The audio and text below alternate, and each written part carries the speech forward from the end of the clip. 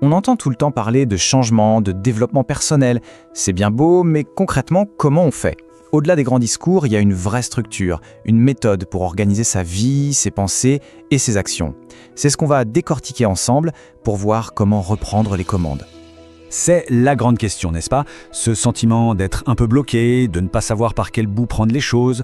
On nous répète, il faut savoir ce que l'on veut, il faut un plan, d'accord. Mais le mode d'emploi, il est où? Eh bien, c'est justement ce qu'on va voir ici, une feuille de route claire, étape par étape.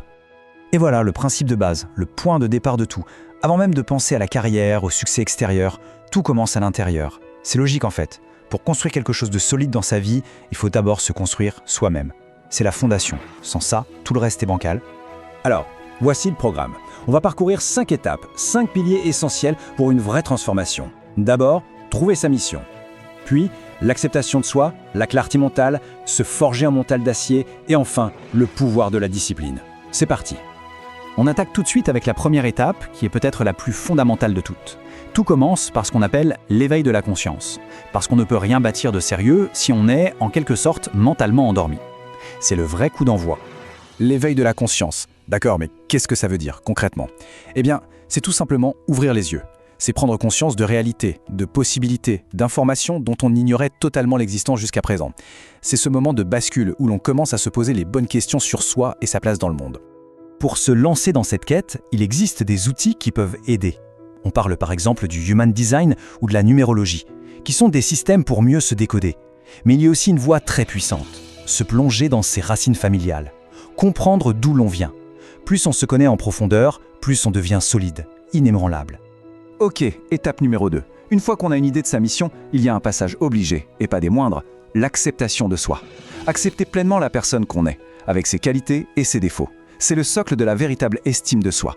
Et là, on touche à un point super intéressant. On a souvent une fausse idée de la confiance en soi. Le mythe, c'est de croire qu'il faut se sentir parfait.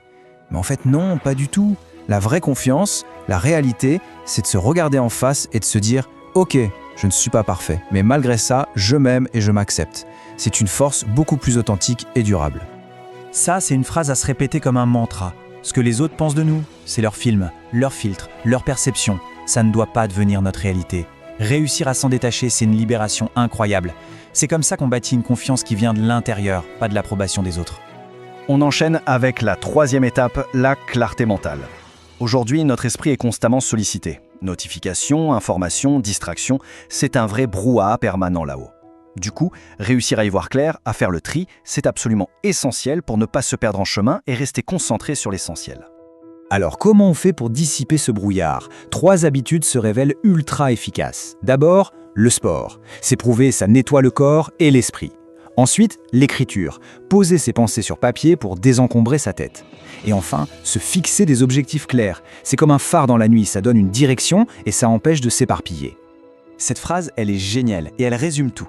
On a tendance à tout garder en tête. Les soucis, les listes de choses à faire, les idées qui fusent, et ça finit en surcharge mentale. L'écriture, c'est l'outil parfait pour vider cette poubelle mentale sur le papier, pour libérer de l'espace et retrouver de la clarté. Allez, on attaque l'étape 4, et là, on rentre dans le dur, se forger un mental d'acier. Le plus grand combat, bien souvent, il n'est pas à l'extérieur, il est à l'intérieur. C'est cette petite voix dans notre tête qui nous auto-sabote. Reprogrammer ce dialogue interne, c'est la clé. Mais attention, il y a une nuance capitale. Un mental d'acier, ça ne veut pas dire être un optimiste naïf qui pense que tout est facile. Pas du tout.